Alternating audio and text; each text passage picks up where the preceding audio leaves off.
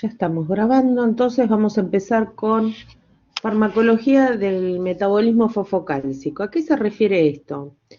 Bueno, obviamente estamos en farmacología y lo que vamos a ver es los fármacos que se administran para los casos de osteoporosis. ¿Mm? Esta imagen que tienen ahí es de un hueso con osteoporosis muy, muy, muy severa. ¿Mm? Eh, ya un hueso muerto, digamos, de un cadáver, ¿no? Eh, pero ven cómo se produce esa destrucción en el hueso que obviamente eso fácilmente se puede romper, se puede fracturar. Y en eso, en el hueso, interviene justamente el calcio y el fósforo. Por eso se llama farmacología del metabolismo fosfocálcico. ¿Mm? Este es corto, pero porque, digamos, van a tener que completar algunas cosas, si no, si tienen dudas lo charlamos, pero eh, está lo básico acá. Cualquier cosa van a tener que leer, sí, del Flores, ¿sí? Eh, con respecto a la farmacología del metabolismo fosfocálcico, tenemos que los huesos están constituidos por dos componentes principales, que son el calcio 2 se corrió la carga del catión, y el fósforo, ¿sí? Eso es lo que constituye el hueso. Está como fosfato de calcio, pero es una sal compleja de fosfato de calcio. Esa sal compleja de fosfato de calcio se llama hidroxiapatita.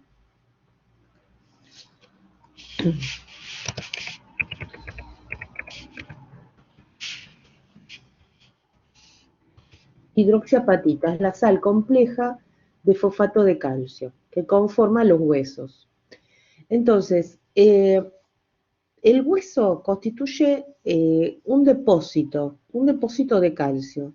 Entonces, el calcio, como les dice acá en la filmina, está regulado o mantenido por tres órganos: los huesos como depósitos, el riñón como la forma de excreción y el intestino en el lugar de absorción. O sea que primero entra por el intestino, se absorbe, el calcio se absorbe en el intestino, se absorbe a través de un transportador, ¿sí? Y después va a la circulación general. Ustedes saben que es muy importante el calcio para un montón de procesos que habrán visto en fármaco 1, como por ejemplo exocitosis, la transducción de señales, contracción muscular, coagulación, la cascada de coagulación, que lo vamos a ver este año en realidad, ahí dice cualquier cosa, tiene que decir contracción muscular, ¿sí? De la actina y la miosina que necesitan calcio, en fin, eso lo deben haber visto en fisio posiblemente. Y bueno, el calcio entonces, una vez que está en la circulación general, siempre tenemos un nivel de calcio en sangre, ¿sí? Tenemos que tener una calcemia adecuada. Calcemia adecuada, ¿sí? O sea, un nivel de calcio adecuado, ¿para qué? Para que podamos, bueno, realizar todas estas funciones. Y otra cosa más, es necesario que el calcio vaya también en parte al hueso, ¿sí? Ahí el hueso va a actuar como depósito. El hueso va a actuar como depósito, como si fuera una cuenta bancaria, digamos. Entonces, el intestino es el lugar por donde ingresa, o sea, por donde ingresa el dinero, ¿no es cierto? La empresa donde trabajamos, entra el dinero, entra para hacer una comparación muy burda, pero bueno, como para que tenerlo presente. En los huesos sería la cuenta bancaria o la cajita donde tengan guardados los ahorros, no sé. Y después en el riñón implica la salida del calcio, porque ahí va a haber, normalmente hay eliminación de calcio, entonces decimos calciuria, hay una cantidad de calcio que se elimina por orina. El hueso está en constante recambio, ¿sí? Entonces, todo esto está continuamente regulado. Vamos a ver cómo. De manera tal de que la concentración de calcio en sangre sea la adecuada siempre para conseguir que,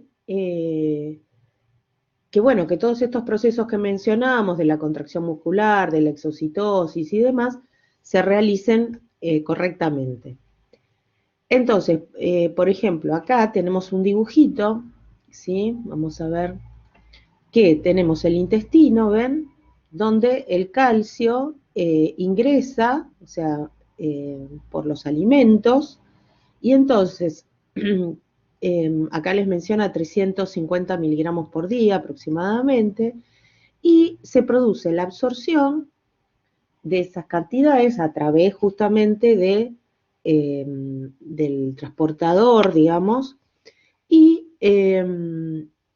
entra al fluido extracelular, ¿sí? Que normalmente hay 1300 miligramos.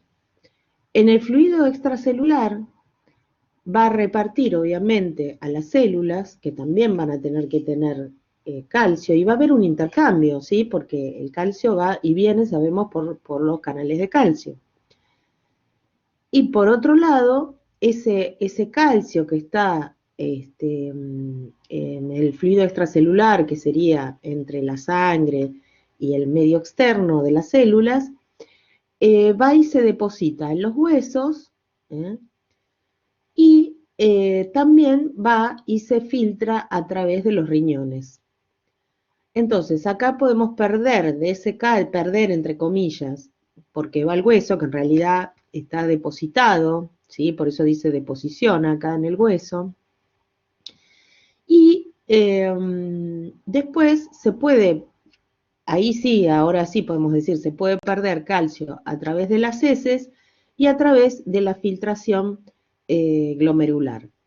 Pero, como justamente todo esto es todo fisiología, ¿eh?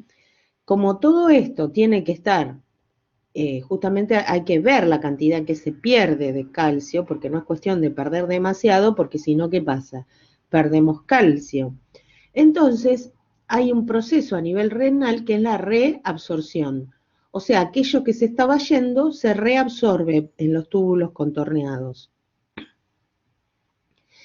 Y por el otro lado, ese en el hueso, que como dijimos, actúa como depósito y está en constante recambio, hay momentos, que después vamos a ver, que ese calcio que se depositó pasa de nuevo al fluido extracelular. Ahí dice absorción, pero en realidad nosotros le llamamos resorción, ¿sí? Entonces acá vamos a poner, nosotros por acá, por el libro de Flores, esto porque es del libro de Guyton, de fisiología. Se le dice resorción. ¿Qué significa la palabra resorción? Es cuando el hueso es degradado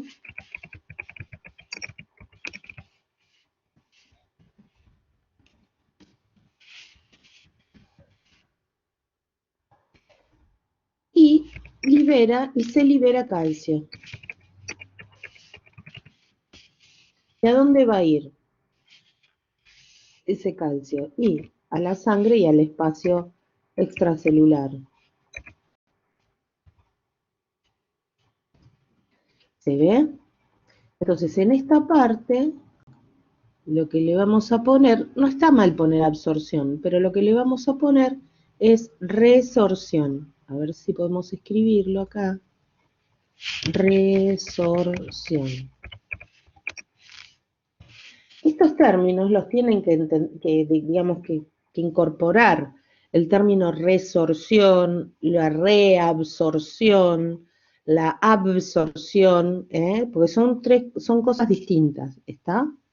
Bien, eso por un lado con el calcio. Pero como dijimos, en el tema de, digamos, de lo que es el metabolismo fosfocálcico, con el calcio solo no hacemos nada, porque el calcio tiene que estar combinado con el fosfato, con los fosfatos, para formar la hidroxiapatita, que es una sal compleja, no es simplemente el fosfato de calcio que escribimos en las fórmulas con inorgánicas, sino que la hidroxiapatita es una sal más compleja. ¿Para qué sirve la hidroxiapatita? Bueno, es la sal que se deposita en los huesos y que le da justamente la firmeza al hueso.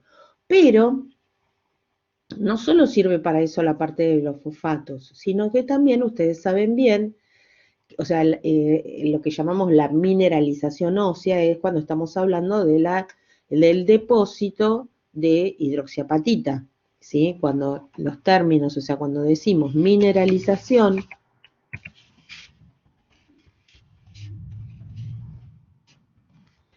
cuando hablamos de mineralización ósea, lo que estamos diciendo es el depósito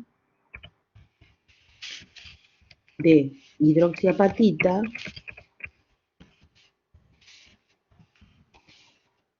en el hueso.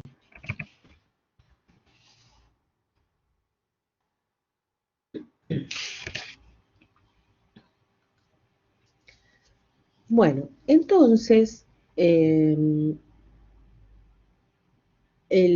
tema es, eso es lo que llamamos mineralización ósea. Pero ¿qué otras funciones cumplen los fosfatos? Bueno, las otras funciones que cumplen los fosfatos son la acción buffer, es bien conocido el buffer fosfato, ¿verdad? Bien, después tenemos el tema del ATP, intervienen los fosfatos en el metabolismo energético porque forman la adenosina trifosfato.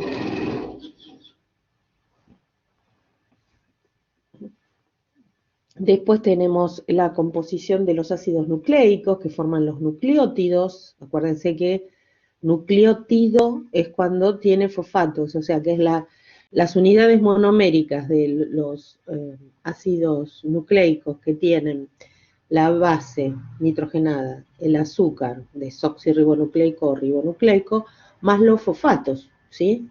Entonces ahí también intervienen los fosfatos. Y después formando las estructuras de membrana, los fosfolípidos, ¿sí?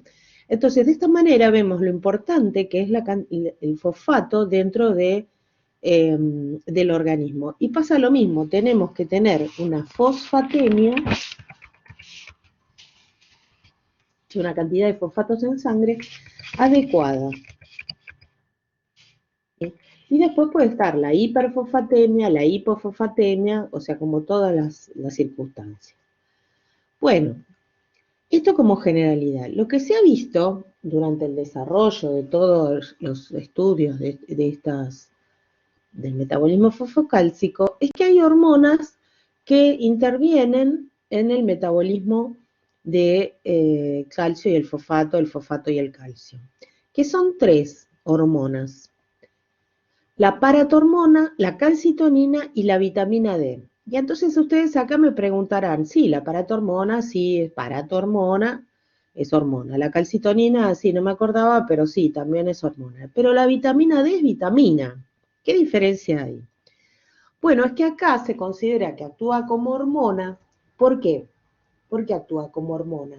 Porque por definición, la palabra hormona es una sustancia producida en un sitio, ¿sí? Y que viaja por la sangre y tiene su acción en un sitio mucho más alejado. Entonces tengo que tener en cuenta la definición.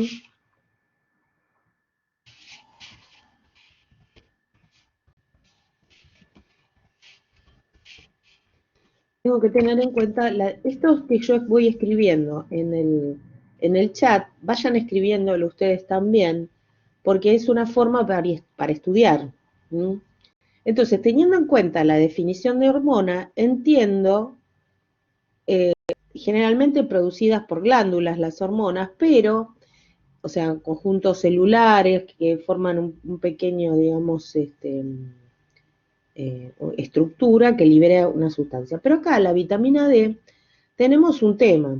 La vitamina D es producida endógenamente por la radiación ultravioleta. Y de forma exógena la recibimos por medio de los alimentos, de suplementos. ¿Sí? Entonces, pero es sumamente importante la vitamina D, sobre todo porque en los últimos años se vio no solo que tiene que ver o sea, se sabía de toda la vida que tiene que ver con la absorción de los hidratos de carbono, perdón, del calcio, con la absorción del calcio. Pero con respecto a los hidratos de carbono, también se vio en los últimos años, se vio que tiene que ver con la parte cardiovascular, se vio que tiene que ver con la inmunidad. Entonces, todo eso, bueno, hace que realmente la vitamina D sea una sustancia, en algunas circunstancias comportándose como hormona, como en este caso, en otras como vitamina porque interviene como cofactor en alguna reacción, ¿sí? Metabólica, pero bueno, el punto es que es sumamente importante. Y ahora más, porque lo que se ha visto que como tiene que ver con el sistema inmune, se necesita, digamos, se recomienda para el tratamiento del coronavirus. Ojo con las dosis de la vitamina D. Creo que en algún momento ya lo mencioné, pero lo vuelvo a decir porque es una vitamina. Esto no está escrito en el apunte, pero la vitamina D es una sustancia liposoluble, se acumula, es de las vitaminas liposolubles. Igual lo vamos a ver hacia fin de año con todas las vitaminas. Tal vez lo vean en brómato, pero es liposoluble y al ser liposoluble se puede acumular. Y la vitamina D lo que tiene es que, así como hace bien para la absorción del calcio, cuando la dosis es mayor, tiene como un efecto paradojal, hace todo lo contrario. No con la absorción, mejora la absorción, pero después el tema es que del calcio a nivel intestinal, pero después lo que hace es aumentar la eliminación del calcio. O sea, a nivel renal, se produce hipercalciuria, cuando hay un exceso de dosis de vitamina D, se produce.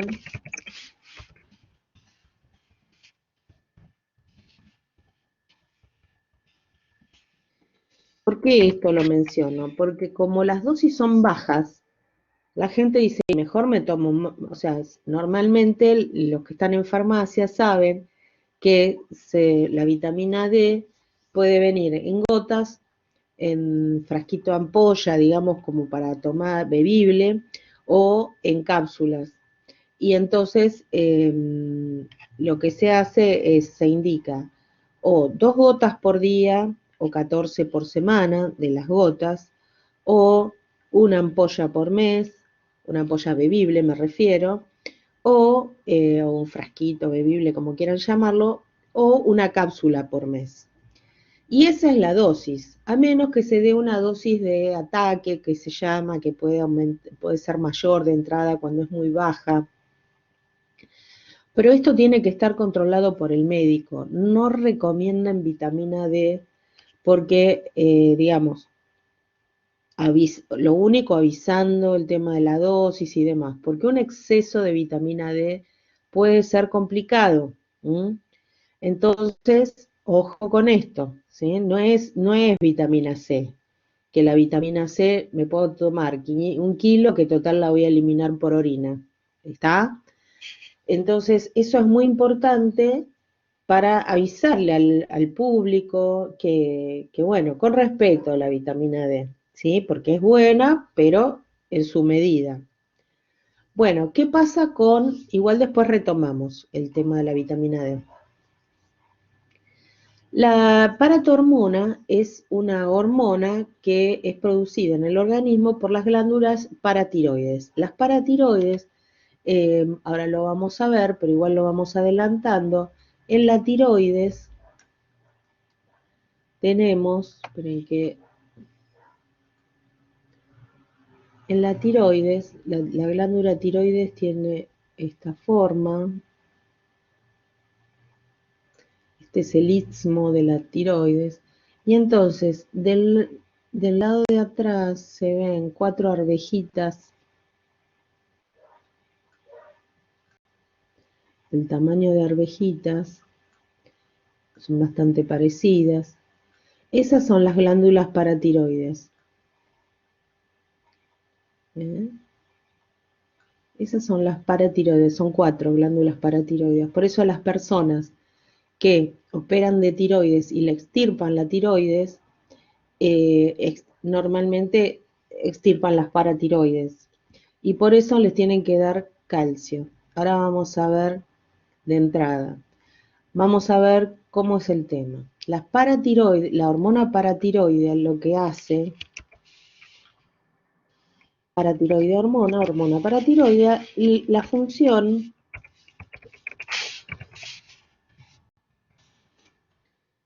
es responder a la hipocalcemia.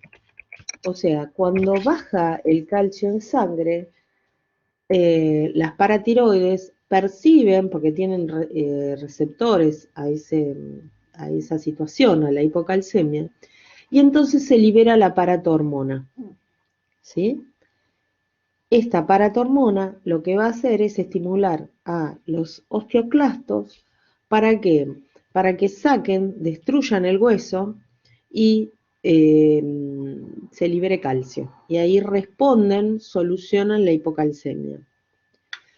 La calcitonina, en cambio, es producida por las células parafoliculares de la tiroides, o sea, hay unas células especiales de la tiroides que liberan calcitonina. Y la calcitonina lo que hace es lo contrario.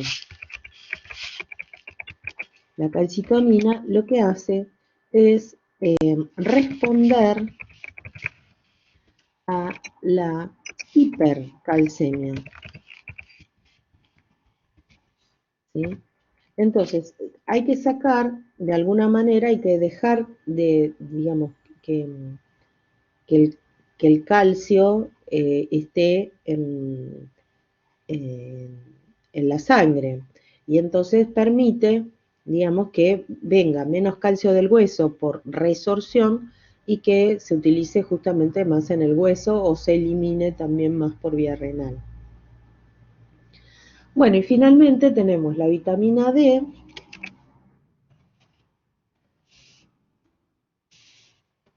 y como dijimos, es una vitamina, es hormona en esta función, y tenemos dos tipos.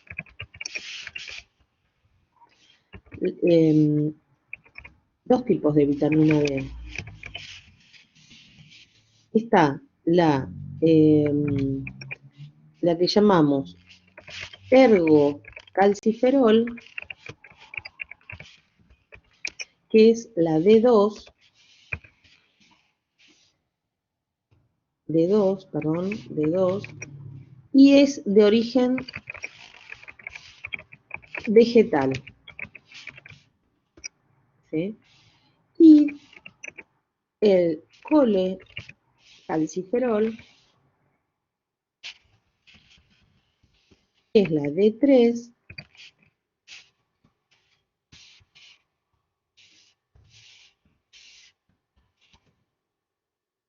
que es de origen animal, o la endógena, producida por la radiación ultravioleta.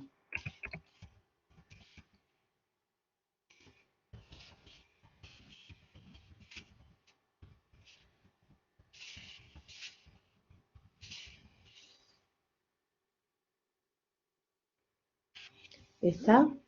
Bueno, entonces, para los que están en farmacia les debe resultar familiar la D2, D3, ergocalciferol, colecalciferol. El tema es así, la D2 suele venir, no significa que en todos los casos, pero la D2 es más estable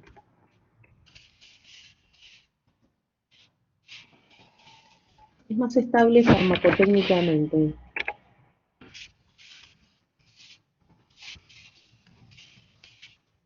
Es más estable farmacotécnicamente, ¿por qué? Porque normalmente es muy sensible a la oxidación, la acción de la luz, el calor, todo eso la puede llegar el calor excesivo, ¿no es cierto?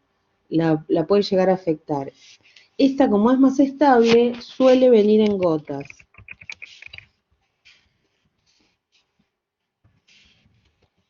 ¿sí?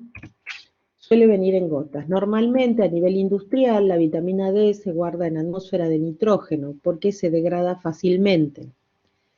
La D3 es más inestable desde lo farmacotécnico, ¿sí? Entonces, más inestable viene en los frascos color caramelo, frascos pequeños,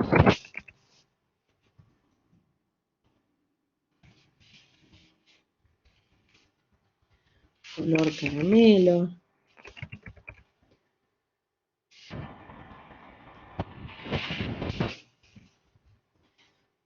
frascos pequeños color caramelo, con precinto, o sea, como si fuera un inyectable. En el frasquito lo habrán visto, ¿sí? Eh, que son bebibles.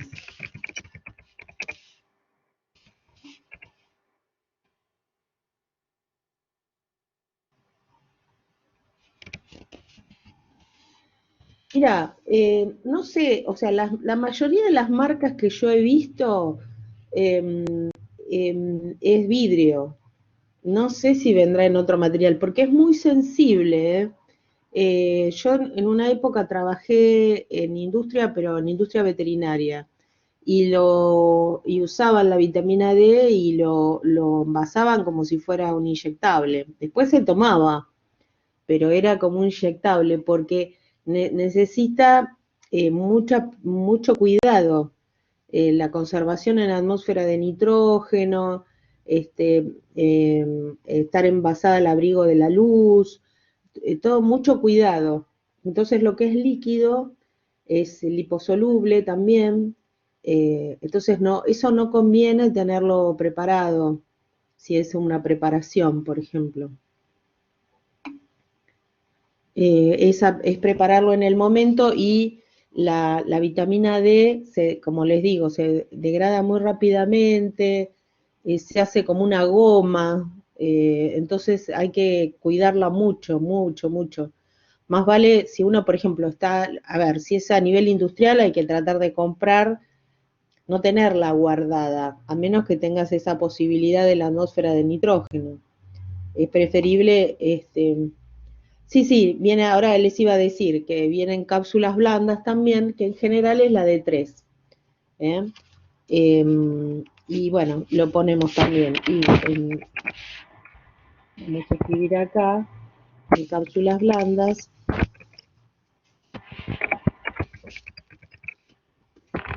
la de 3. Bueno, eh, entonces, eso es por un tema de estabilidades en general, ¿sí? De estabilidad farmacotécnica. Si hacen preparaciones hay que cuidarla mucho la vitamina D. Eh, Se dispersa en aceites, digamos. La ampollita tiene gusto a chicle, una que no me acuerdo cuál es pero todas, perdón, todas más o menos tienen la misma formulación, el sabor, digamos, ¿no?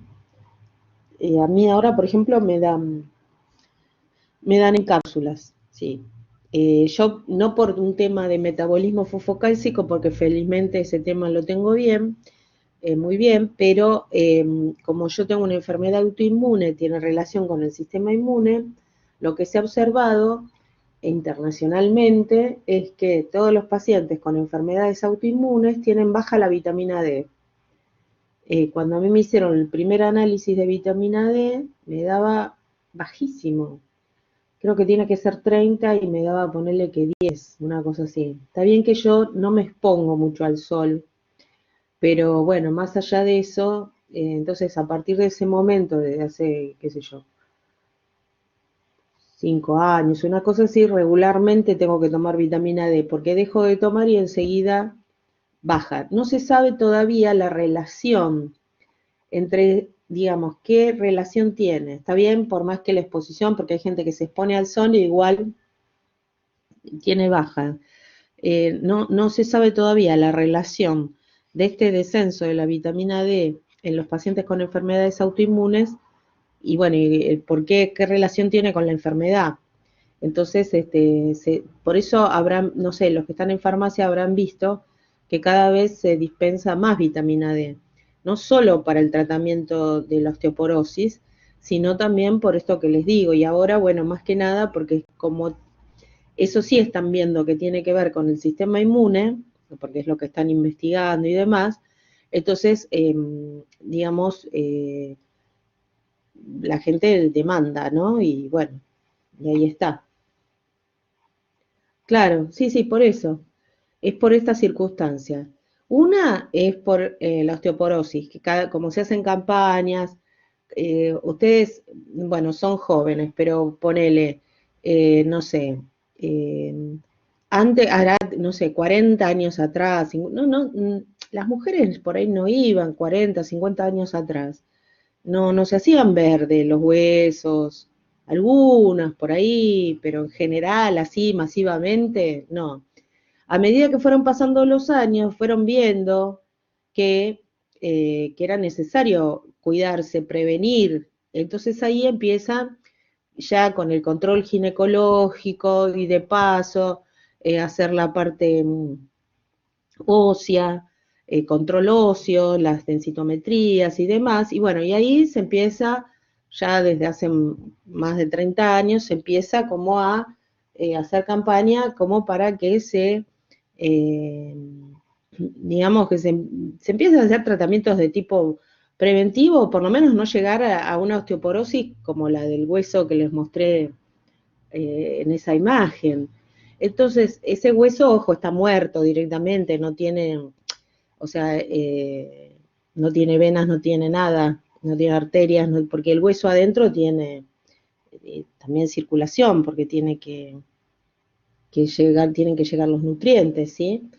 Pero lo que voy es que sí, y ya les digo, en los últimos años se vio que interviene no solo en el aumento de la absorción de calcio a nivel intestinal, que por eso se lo daban a todas las pacientes que están en tratamiento de osteopenia u osteoporosis. Osteopenia es cuando está baja la densidad ósea.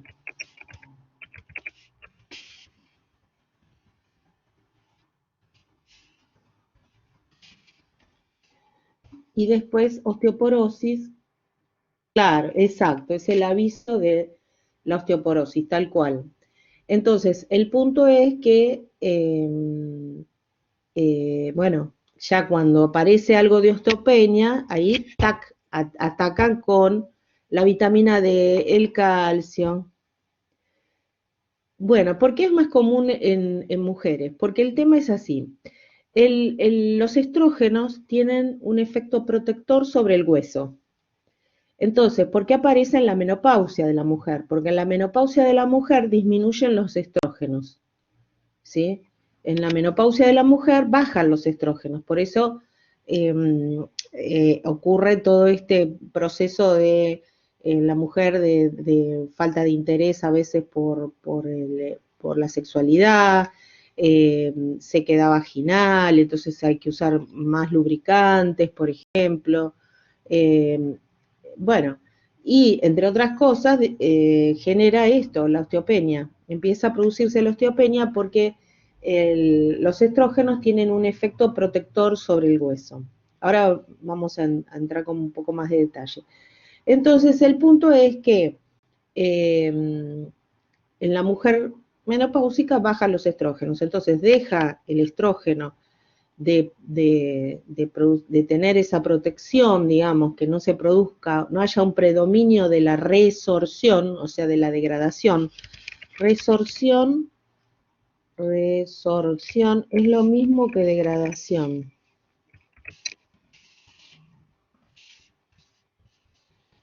¿Sí? Resorción es igual a degradación del hueso, ¿no es cierto? Entonces, al no haber estrógenos, aumenta la resorción. Y en los hombres hay estrógenos también, ya lo van a ver cuando en la segunda parte del año, cuando veamos hormonas, nosotros tenemos también testosterona y los hombres tienen estrógenos, provenientes ¿de dónde? De las suprarrenales, ¿sí? Ya no de los órganos sexuales, obviamente, pero sí de las suprarrenales. Entonces, bueno, los hombres no van a tener tantos estrógenos, entonces, bueno, normalmente puede haber osteoporosis por otras razones que son las que tienen en los hombres. Después eso lo vamos a ver cuando veamos hormonas. Pero esa es la razón. Por eso en una época, también hace muchos años, lo que se hacía es dar, eh, lo que se hacía era dar estrógenos a las mujeres menopáusicas. Pero ahí, claro, se fortalecía el hueso, genial. Pero el problema era que las que tenían genéticamente predisposición a los cánceres dependientes de estrógeno, cáncer por estrógenos, ¿sí? Entonces, bueno, es todo y ya por eso no se recomienda. Lo único que se puede dar en la menopausia con estrógenos a veces es localmente, si hay una menopausia precoz, digamos, entonces le dan a las mujeres que tienen la menopausia tempranamente, a lo mejor cremas o con estrógenos para poner localmente por el tema de la sequedad vaginal. Pero eso, bueno, eh, eso queda obviamente en manos de los médicos. Estrógenos tampoco es cuestión de recomendar, más vale un gel humectante y listo. Eh, bueno,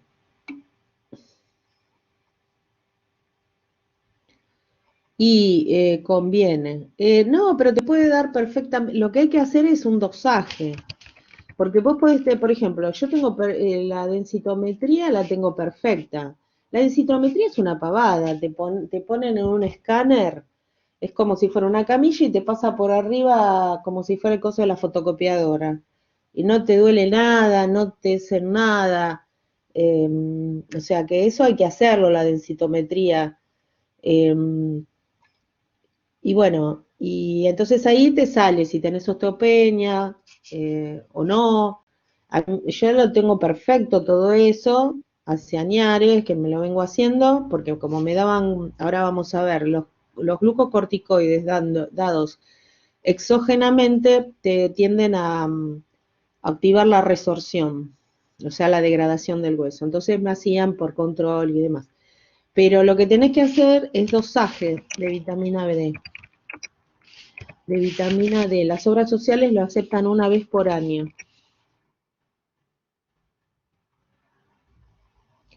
No, por eso, porque hay un tema, el dosaje de vitamina D es dosaje de vitamina D que sería en realidad es de 1,25 dihidroxi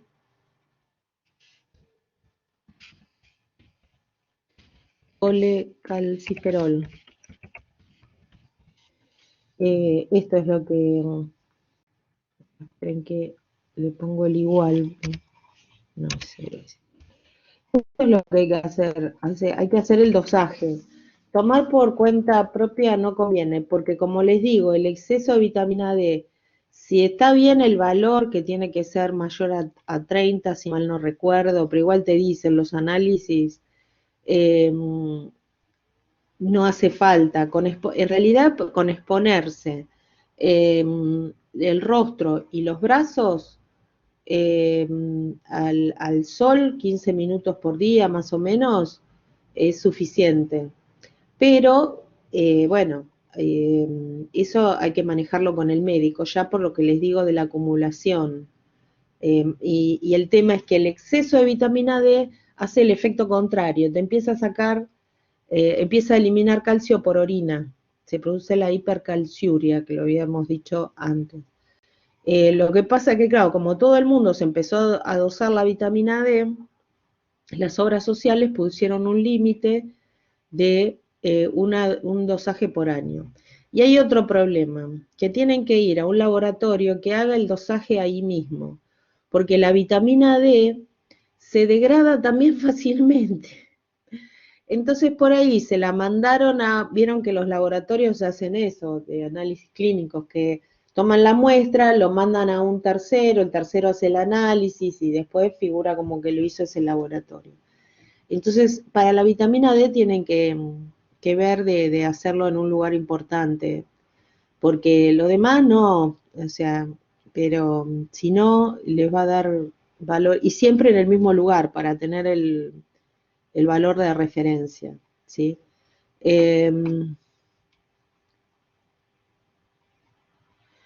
No, la edad, eso es relativo, o sea,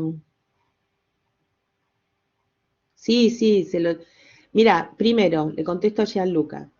La edad normalmente es a partir de la menopausia que se hace, pero si una persona tiene problemas, por ejemplo, eh, cardiológicos, problemas,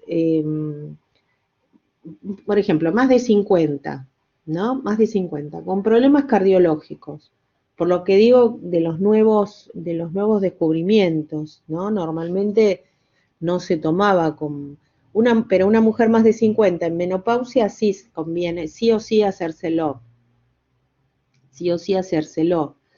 Después, puede ser un hombre también. Y ahora se lo están dando, se los están dando a los pacientes con COVID. Pero no, eso para hacérselo no te lo van a hacer tan fácilmente. Tiene que ser ya, o sea, o que tenga algún trastorno especial o trastorno en la inmunidad, y sí, si hay una enfermedad autoinmune, si hay trastornos cardiológicos, de huesos y de metabolismo, o sea que, por ejemplo, diabetes, cosas así, sí, pero no, no de joven, joven no, porque normalmente los jóvenes se exponen al sol, salen, no sé, hacen algún deporte al sol, van a la playa, qué sé yo. El tema es la gente mayor como yo.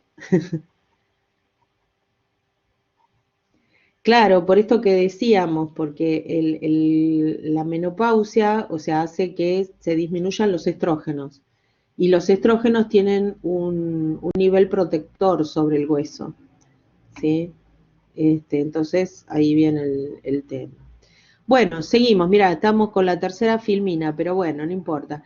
Fíjense que, ¿qué viene con todo esto? Viene el tema de los osteoblastos y los osteoclastos, que desde lo deben haber visto en fisiología, que son las células que están en el hueso y que son las que se ocupan de los osteoclastos, que le ponemos OC, osteoclastos, son los que degradan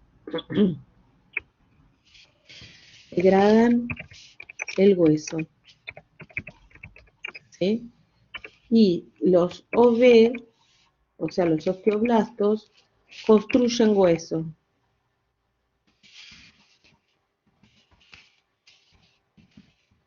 Entonces, para que, digamos, estas son células, ¿sí? Son células, y que están en el hueso, que están en el hueso, por eso el hueso está vivo, no está muerto, está en continua remodelación. Vienen los osteoclastos con C y degradan, rompen el hueso, hacen la resorción. Y después en ese hueco van los osteoblastos y construyen hueso. ¿Mm? Y eso va a estar todo regulado por la paratormona, la calcitonina y la vitamina D. Seguimos. Bueno, entonces acá está el remodelado óseo continuo. Acá lo que tienen son las partes del hueso. que también es un repaso por ahí de fisio. Estas partes externas, las puntas se llaman epífisis, lo tienen acá. A ver si se ve, lo agrandan con el más ahí. Epífisis, ¿ven? Los extremos de los huesos son epífisis. La parte media se llama diáfisis. Esto es anatomía, fisio, ¿no? No es, nadie les va a tomar la parte del hueso. Es simplemente como para que ustedes se ubiquen en dónde está, de dónde estamos hablando. Y después tenemos un hueso que es el hueso cortical, que se llama, que es el más duro, ¿sí? Y después tenemos un hueso que se llama trabecular, que es como un enrejadito. Y después dentro del hueso, como les decía, hay venas, arterias, ¿eh? Y está la médula ósea también, que es donde se produce toda la línea roja, ¿sí? O sea, la línea roja y blanca también, ¿no? O sea, los glóbulos blancos y los glóbulos rojos. ¿Cómo es el tema del ciclo de remodelado? Bueno, los osteoclastos, o sea, los OC, lo que tienen, es una célula redondeadita con su núcleo. Este es un osteoclasto. Disculpen, pero escribir con el cursor. Y tienen lo que se llama varios rank receptores. ¿Sí? Son receptores. Lo dibujamos así porque en el otro está dibujado así.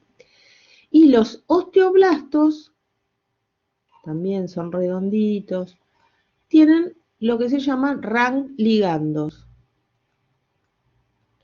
¿Sí? O sea, los ligandos, ¿no? Que obviamente se van a unir. Entonces, los osteoclastos, que son activados, los osteoclastos, hacen la resorción. Pero estos osteoclastos son activados por los osteoblastos, que tienen los RAN ligandos. O sea, se tiene que unir esto con esto. ¿Para qué? Para que el osteoclasto se active. ¿Y cómo es que se activa?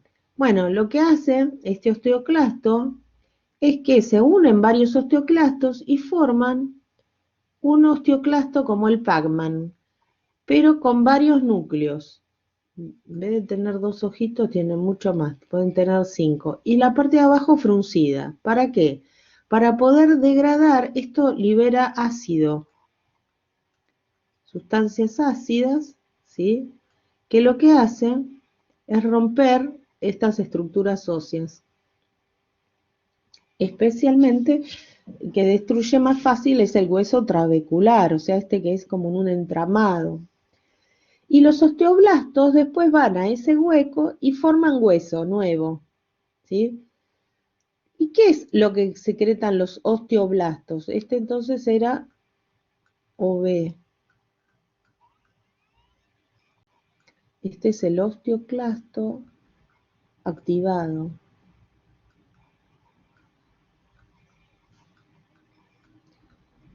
Los osteoblastos lo que hacen es secretar lo que se llama osteoide o matriz ósea. ¿Qué tiene? Es como un enrejadito este osteoide o matriz ósea.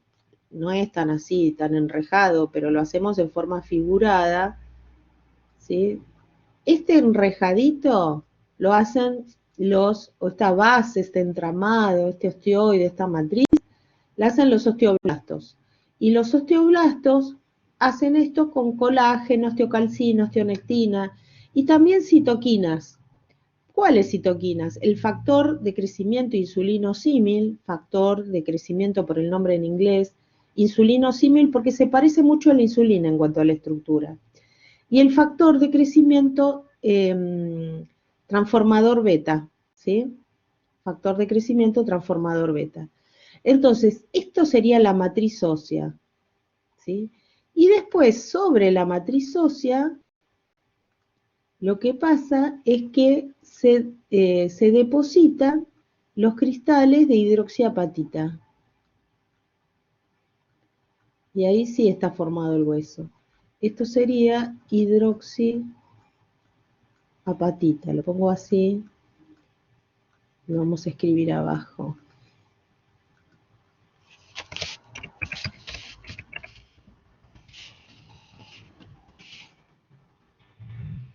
¿Está?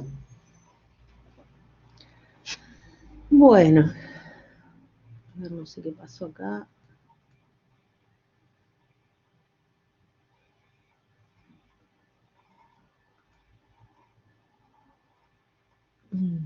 Bueno, ¿está claro esto?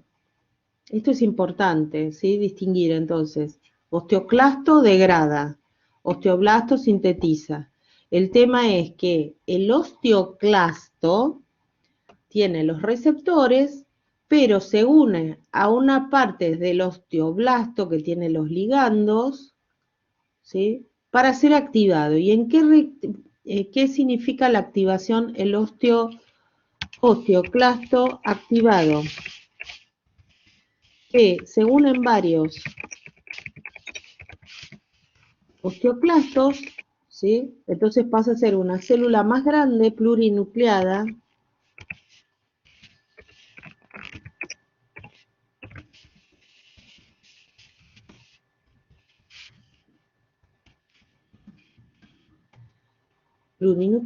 y con frunce abajo. ¿Y esto por qué es? Es justamente ese frunce abajo, como si fuera de forma figurada, eso se los digo a ustedes como para que se les represente como un Pac-Man, porque justamente es para comer, ¿sí? Cuanto más fruncido esté esta parte de abajo, mejor, ¿sí? Ahora vamos a ver, bueno, esperen que voy a achicar un poco porque si no, no, a ver que me parece que me salteó una, ahí está. Bueno, esto ya lo habíamos visto, el remodelado óseo, el osteoide se mineraliza, sobre él se deposita, el osteoide es la matriz, ¿sí? Que hicieron los osteoblastos. Sobre él se depositan la hidroxiapatita, la sal compleja de fosfato de calcio, y en esto intervienen, como ya habíamos dicho, la paratormona, la vitamina D, la calcitonina. La paratormona estimula los osteoclastos. ¿Por qué? Y pensémoslo, nos tenemos que aprender la primera fase, la frasecita que es responde a la paratormona, responde a la hipocalcemia. Si responde a la hipocalcemia, el paciente se te puede morir de una hipocalcemia. Entonces, ¿qué pasa? La paratormona se libera solita porque hay sensores que detectan la hipocalcemia y entonces activa los osteoclastos, claro, porque ¿de dónde va a sacar calcio? Y del depósito, del hueso. Y ahí entonces empiezan los osteoclastos a degradar hueso. Al degradar el hueso, con el medio ácido, rompen las proteínas, que es el colágeno, la osteonectina, la osteocalcina, y también escinden, o sea, degradan la hidroxiapatita, se libera calcio. Y entonces ahí ¿a dónde va a ir? A la sangre y al medio, digamos, extracelular. Y entonces ahí solucionamos la hipocalcemia, o sea, la falta de calcio en sangre y por ende la falta de calcio en el espacio extracelular y celular. Por el otro lado, si hay poco calcio, ¿qué vamos a hacer? ¿Qué se va a necesitar? Y que se aumente la absorción de calcio a nivel intestinal. ¿Y eso de quién se ocupa? La vitamina D. Cualquiera de las dos, que eso me olvidé decirle, la D2 o la D3 es exactamente igual en cuanto a potencia farmacológica. Es lo mismo, porque te pueden preguntar, ¿y cuál es mejor? La D, porque este médico me dio la D2 y el otro me dio la D3. ¿Cuál es mejor? Las dos son iguales. Son iguales. Son iguales. O sea, no hay vuelta. La diferencia, que eso no le interesa a la gente, es cuando tenemos que preparar. Entonces es más estable la D2, ¿sí? Para que no se degrade tan fácilmente. ¿Está? Pero para la gente, si es un producto industrializado, cualquiera de las dos está bien. Bueno, ¿y qué pasa? Bueno, lo que puede pasar es que la disminución de los estrógenos en la menopausia aumenta la resorción ósea, porque los estrógenos tienen un efecto protector sobre el hueso. ¿Qué significa un efecto protector? Que no se va a priorizar la acción de los osteoclastos. Entonces, al haber menos estrógenos, va a haber aumento de la resorción porque sí se aumenta la acción de los estoclastos. Y por el otro lado, las personas que reciben glucocorticoides por la razón que fuere, pero no los inhalados, inhalados no se hagan problema porque no van a la circulación general, tranqui. O sea, el tema son los corticoides orales o endovenosos o intramusculares que se usan por mucho tiempo, por una sola inyección tampoco pasa nada. El tema es cuando se toman por periodos prolongados. Entonces ahí lo que pasa es que el aumento de glucocorticoides exógenos, o sea, los que te dan como medicamento, pueden aumentar la resorción.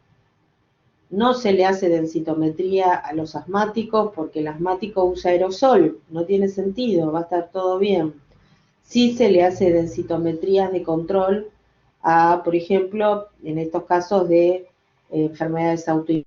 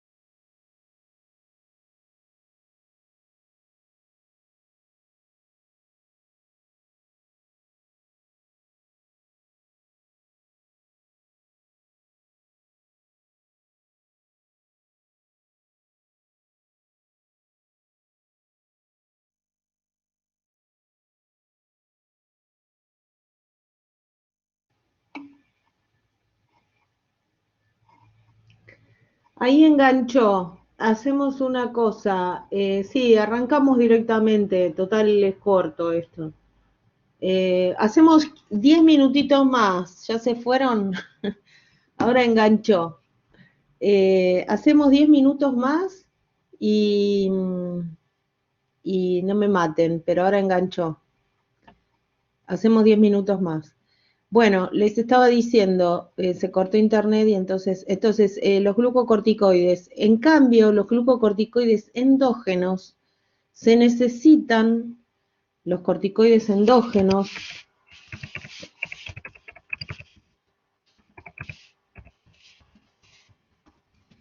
se necesitan para el desarrollo del hueso. ¿Sí? O sea que es necesario el endógeno, pero no el exógeno. Bueno, seguimos un segundín más. Bueno, acá así terminamos esta parte y después empezamos enseguida con en la segunda parte. Acá tienen los osteoblastos,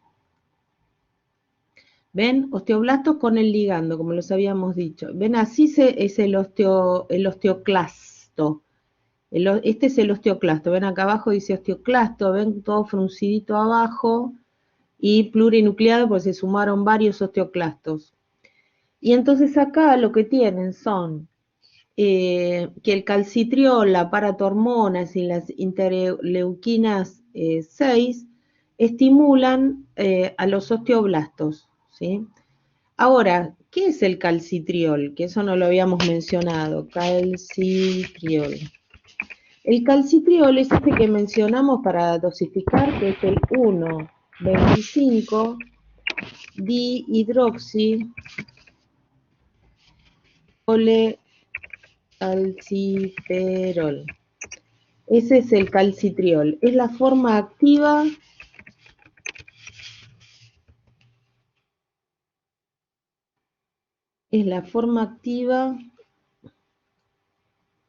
de vitamina D, tanto de la D3 como de la D2, porque eso ocurre en el cuerpo humano. Vos tomás la D2 o la D3, que son igualmente activas, perdón, igualmente eficaces, digamos, tienen la misma eficacia farmacológica, y en el organismo, en el hígado se activa y en el riñón.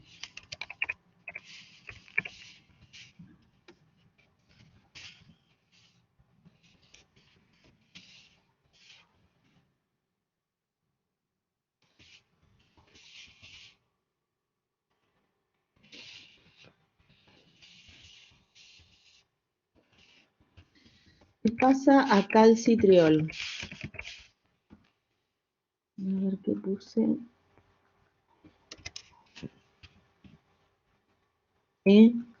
Bueno, en hígado y en riñón se activa tanto la D2 como la D3, la D3, D2, pasa a calcitriol, que es la 1,25 dihidroxicolecalciferol, que es la que te dosan.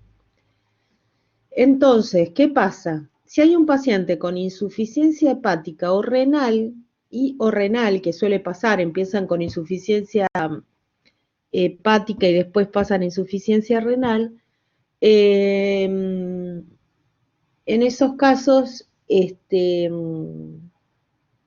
hay que dar calcitriol. Es el único caso donde se da calcitriol. No se da calcitriol a una persona que está sana del hígado y del riñón. ¿Por qué?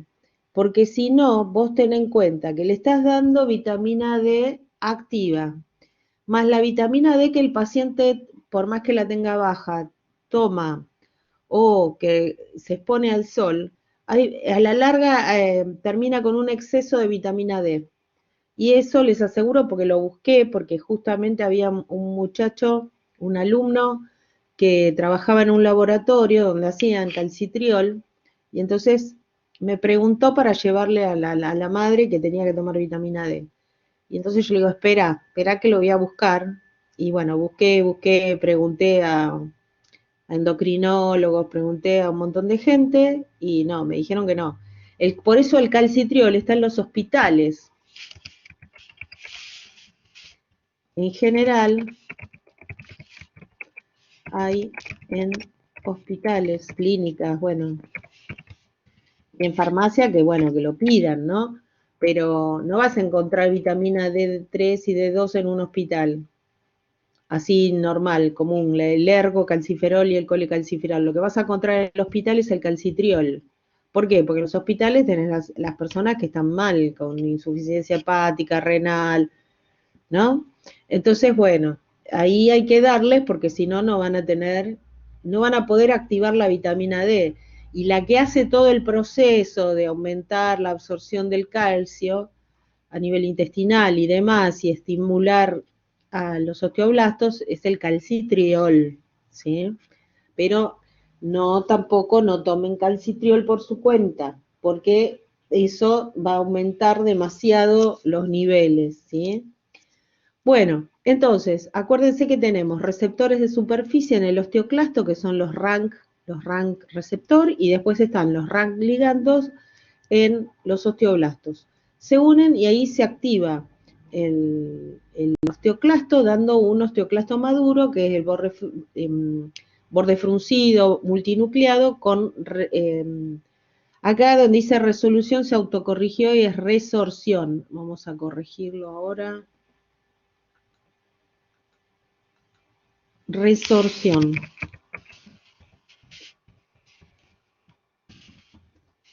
¿Sí? Es para. Vale, quedó peor. Voy a ponerlo acá al lado.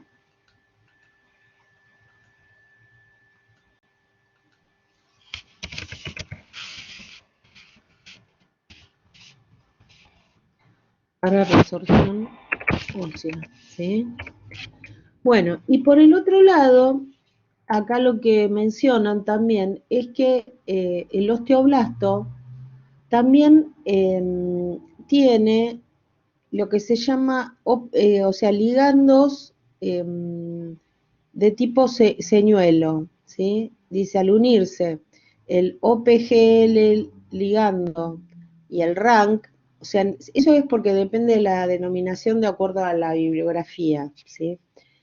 Entonces hay algunos que son señuelos. Señuelo significa que no tienen la célula, es para no activar tantos osteoclastos, ¿sí? Y después acá también lo que se unen son otras sustancias que,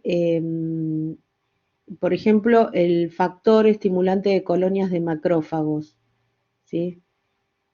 Factor estimulante de colonias de macrófagos que lo vamos a ver con sangre. Bueno, acá lo que tienen es cómo se hace el tema de la resorción, ¿ven? Acá tengo por acá tenemos que empezar, acá sería el número 1, la célula madre hematopoyética que da origen al preosteoclasto, ¿ven? Osteoclasto. Entonces, acá tengo osteoblastos en reposo que van a activar a estos osteoclastos y entonces así van a formar el osteoclasto maduro multinucleado, ven que dice osteoclastos, y se va a dedicar a la resorción o erosión, ¿no? Entonces, activación, resorción, y después lo que dice inversión es porque después lo que se genera en ese hueso es nueva matriz. ¿Ven? Acá dice nueva matriz, ven como que está como generado. ¿Por quién va a estar generado? Por los osteoblastos. Acá tienen otro dibujito, que es más o menos lo mismo. Ven el factor generador de colonias macrocíticas, el factor estimulante de colonias macrocíticas, las hormonas bueno, las hormonas que dijimos, la paratormona, todo lo demás, los factores de crecimiento y demás, van a estimular la formación del hueso. ¿Y cómo hace? Porque los preosteoclastos después se van a activar y van a formar los osteoclastos plurinucleados, ¿ven? Y finalmente van a dar los osteoclastos activados con todos los frunces. Es lo mismo, pero con otro diseño. Y acá tienen el rank, ven que los rank están en los rank receptor, están en los osteoclastos. Y después el RAN ligando, acá lo ponen como suelto, ¿ven? Que serían los RAN ligandos que mencionábamos, que son señuelos. Pero bueno, no se compliquen.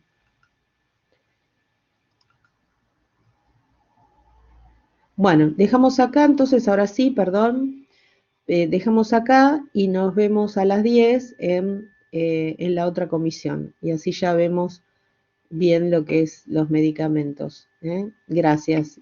Disculpen el cambio de último momento. Nos vemos.